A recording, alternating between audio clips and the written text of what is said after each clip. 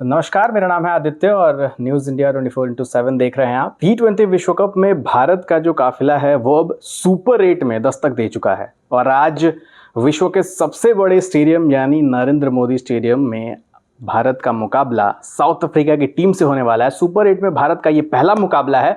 इस मुद्दे पर आज हम सब बातचीत करेंगे। हमारे साथ रवि ठाकुर जी हैं और हम दोनों बताएंगे आपको कि क्या कुछ खास होने वाला है, भारतीय टीम का प्लेइंग 11 कैसा रहेगा, बॉलिंग में कौन ज़्यादा अच्छा प्रदर्शन करने वाला है, बैटिंग में कौन आज इम्पैक्टफुल होगा, अभिषेक शर्मा प्लेइंग 11 में है या नहीं, इस बात पर भी चर्चा होगी। सर, स्वागत है आपका। देखिए, आज का मैच बहुत इम्पोर्टेंट है और इम्पोर्टेंट इसलिए हो जाता है कि आईसीसी टूर्नामेंट में जब पिछली बार T20 वर्ल्ड कप मुकाबलों में ये दोनों टीमें आमने सामने हुई थी तो वो मुकाबला था T20 वर्ल्ड कप फाइनल का। यस।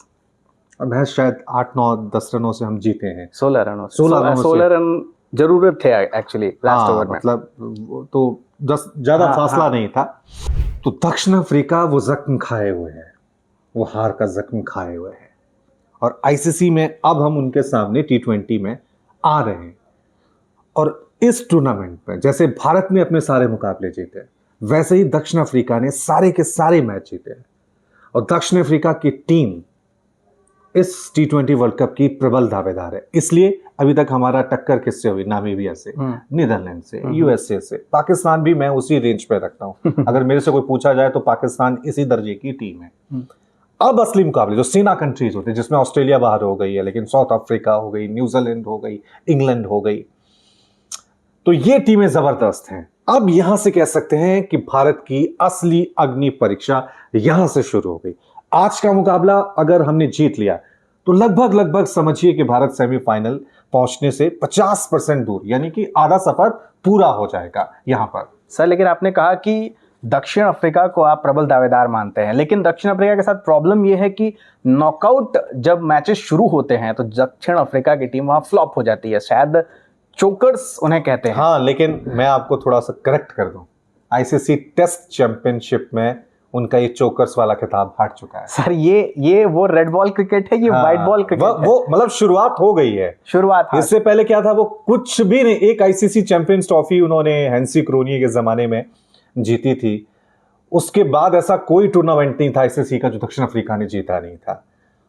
तो टेस्ट चैंपियनशिप जीती, पिछली बार वो फाइनल में हारे थे, तब भी लोगों को बहुत दुख हुआ था कि हाँ, साउथ अफ्रीकन डिजर्व करते हैं। अब यहां पे हल्के में लेना कि यार ये चोकर्स हैं, ये हार जाते हैं, हमारा अपना होम ग्राउंड है, अहमदाबाद है, 1 लाख से ज्यादा लोग उसमें शामिल होंगे, वो ठीक है। कॉन्फिडेंस होना अच्छी बात है किसी भी टीम के लिए, लेकिन ओवर कॉन्फिडेंस होना एक ऐसी टीम के खिलाफ जिसमें रबाडा है, जिसमें एंगिडी है, जिसमें केशव महाराज हैं, फॉर्म में चल रहे मार्करम हैं, तो चाहे डिकॉक हैं, बल्लेबाजी की बात करें, गेंदबाजी की बात करें, तो उनकी टीम भी कम नहीं है। मैं इसलिए उनकी साइड ले रहा हूं क्योंकि one of the best team T20 world cup की है।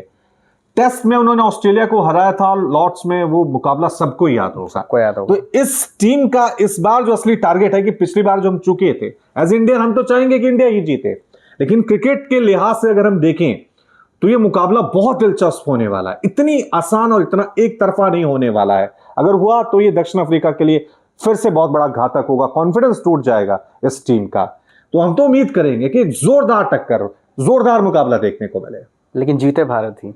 हाँ, भारत जीते एज इंडियन तो हम सोचते हैं। एज ए क्रिकेट फैंस कहें, जब मैं क्रिकेट के लिहाज से देखूं तो जो बेस्ट टीम है वो जीते, लेकिन एज इंडियन मुझसे पूछेंगे तो मैं तो चाहूंगा कि भाई हम फिर से चैंपियन बने। सर, बेस्ट टीम की जब बात आती है तो साउथ अफ्रीका को हम भूल नहीं सकते हैं। AB de Villiers, Jacques Kallis, Morne Morkel, Albie Morkel, इतने अच्छे गेंदबाज, ऑलराउंडर्स, इतने जबरदस्त तरीके के जो प्लेयर्स हैं वो रहे हैं, लेकिन फिर भी आज तक आईसीसी का सिर्फ एक टूर्नामेंट, वो भी टेम्बा बवूमा ने जिताया था, उनकी कप्तानी में वो ऑस्ट्रेलिया से उन्होंने एक वो है और एक चैंपियंस ट्रॉफी जीते हैं। अब अगर मुझे वो साल थोड़ा सा भूलने में मिस्टेक हो रही है, 90 या 2000 के शुरुआत में बांग्लादेश में वो ट्रॉफी हुई थी और पहले ही शायद आईसीसी की ट्रॉफी थी, या पहली या दूसरी थी, मेरे ख्याल से पहली ही होगी, बांग्लादेश में हुई थी और उसको दक्षिण अफ्रीका ने जीता था। उसके बाद वो कोई आईसीसी टूर्नामेंट नहीं जीता। कई बार कप के करीब पहुंचे, सेमीफाइनल तक पहुंचे।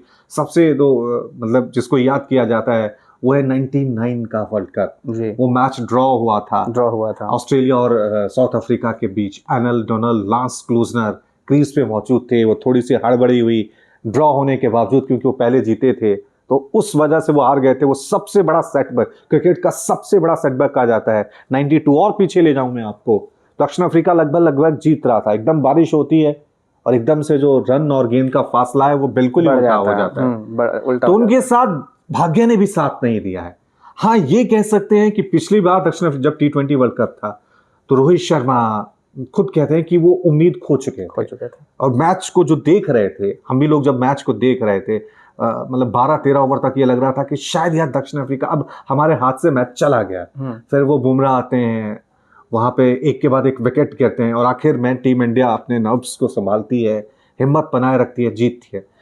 तो खेल वही है जो भी, देखिए बड़े टूर्नामेंट में क्या है, हम क्यों हारे 2023 में, ऑस्ट्रेलिया क्यों बहुत ज्यादा जीतता था, हालांकि इस बार वो ग्रुप स्टेज से ही बाहर हो गया। सर, अभिषेक शर्मा का फॉर्म अचानक से ही बिगड़, हाँ, ये है कि अगर आगे वो कंटिन्यू करते हैं और अहम मुकाबलों में टीम एक रिस्क लेती है, मुझे तो नहीं लगता। अगर आपको पिछला T20 वर्ल्ड कप याद होगा, विराट कोहली शुरुआत के मैच में डक नहीं चले, है ना, बिल्कुल मैच आखिरी मैच मतलब सेमीफाइनल तक विराट कोहली का बल्ला चला ही नहीं था, सिर्फ एक मैच में चला था और वो था फाइनल, सही मौके पे।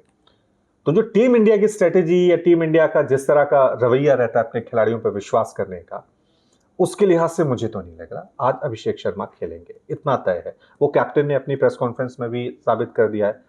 और मैं थोड़ा सा संजू सैमसन को मुझे लगता है बहुत ज्यादा, मैं उनकी बहुत सारे लोग है ना, संजू सैमसन, जस्टिस फॉर संजू सैमसन, बहुत मौके मिले हैं संजू सैमसन को। हाँ, इतने यशस्वी जायसवाल को इतने मौके मिले हैं, श्रेयस अय्यर को इतने मौके मिले हैं, KL राहुल को इतने मौके मिले हैं।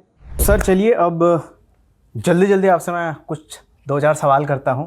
इसको आप रैपिड राउंड या फिर स्काई फायर कह सकते हैं, क्योंकि आज मैदान में भी स्काई हवाई फायर करने वाले हैं। संजू सैमसन या अभिषेक शर्मा? अभिषेक पे विश्वास करो। वॉशिंगटन सुंदर या फिर जसप्रीत बुमराह? ऑब्वियसली जसप्रीत बुमराह, वहां तो कोई दो राय नहीं है। आज मैच में किसी का शतक? मैं उम्मीद करता हूं कि अभिषेक शर्मा इस टूर्नामेंट में अगर वो फॉर्म में आते हैं तो ये टीम इंडिया के लिहाज से अच्छा होगा। ईशान ऑलरेडी फॉर्म में है, तिलक ठीक है, बड़ी छोटी पारियां खेली हैं, बड़ी पारियां नहीं खेली हैं, लेकिन अभिषेक शर्मा का फॉर्म में आना मतलब ये टूर्नामेंट में जान आ जाना, ये है।